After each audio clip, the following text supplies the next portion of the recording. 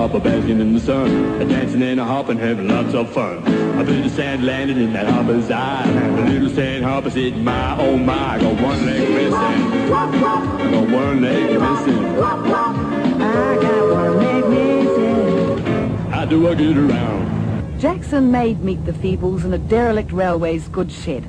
For the winter of '89, Shed 12 became a Feebles factory.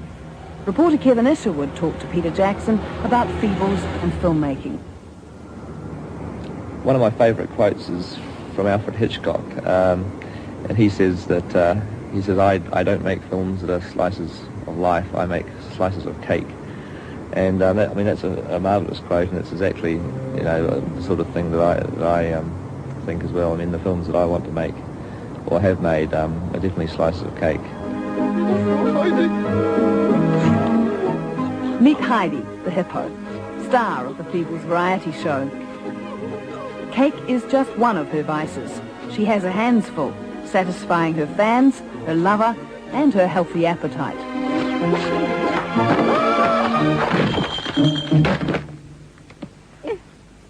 Will that be all, Frau Heidi? Something to take away, maybe? I mean, I'm quite a selfish filmmaker, and the movies that I'm making are exactly the type of films that I would want to go out and watch myself. So I just think that the movie making is an extension of a sort of childhood fantasies, because as a kid I was always playing with wooden bricks and creating castles and matchbox toys and creating little stories in my head, and I just don't think I've ever grown out of that phase. The reason why I started making these little films was really because I was wanting to put my models onto film. I just used to love model making, kit sets, making things out of cardboard, and I just was intrigued by the idea of actually shooting these models and making little stories up. I never wanted to become a director. That was never my ambition for a long time. I just wanted to be a special effects man in movies. It was not until later that I started to do little story movies.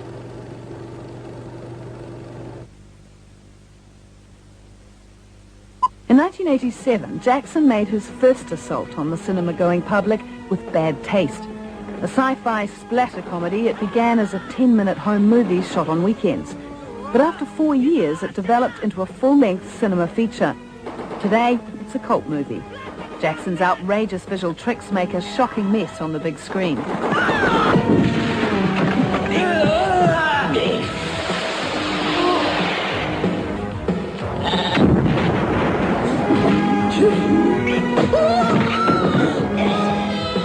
The type of shocks that are in the Feebles are similar to the type of shocks that are in Bad Taste, and that you are showing something pretty extreme that is so ridiculous that it can't help but make people laugh. I mean, that's exactly the type of humour that I like. I mean, I don't like making shocking films. I don't like making violent films. I don't like violence, but I like humour, and that there is that type of humour that is savage.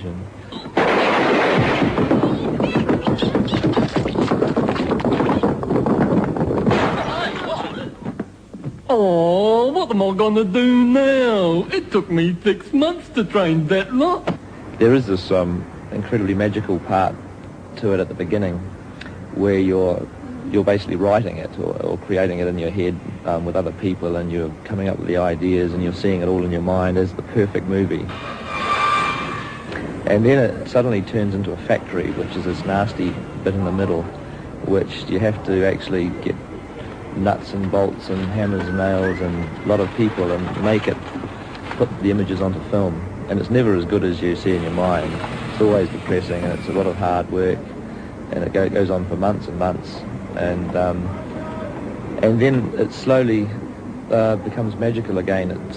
It's almost like claws its way back from being this thing that's come off a production line into becoming something that's magical as you're editing the pictures together, and you're adding sound effects, and you're adding music, and step by step, and finally in the end you're back to a magical product.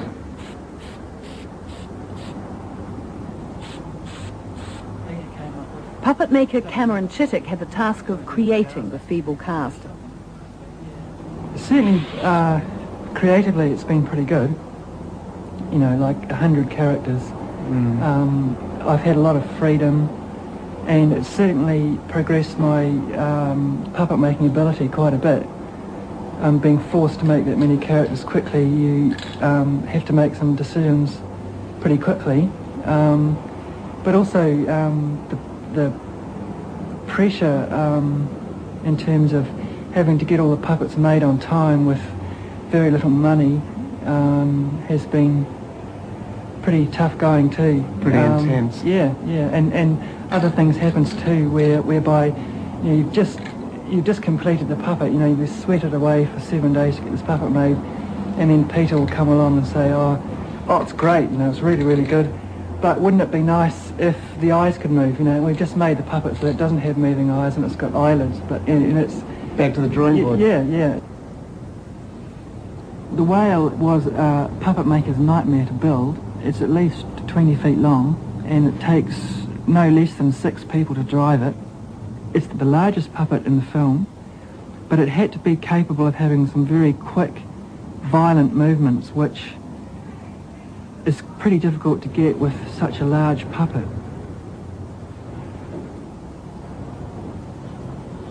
The Feebles are made of cheap stuff, just plastic foam and glue. So puppet maker doubles as puppet surgeon.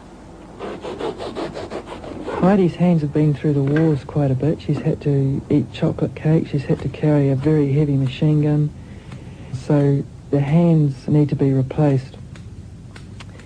A lot of the other puppets have their heads blown off, their arms blown away, shotgun wounds in the bodies and all this sort of thing, so those parts have to be replaced quite regularly. It's quite a major part of my job is actually to maintain the puppets as well.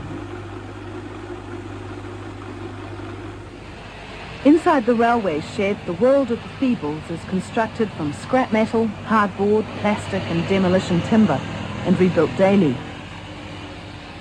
For the 3-month shoot, as Jackson films one scene, in another part of the shed the crew recycle and repaint for the next.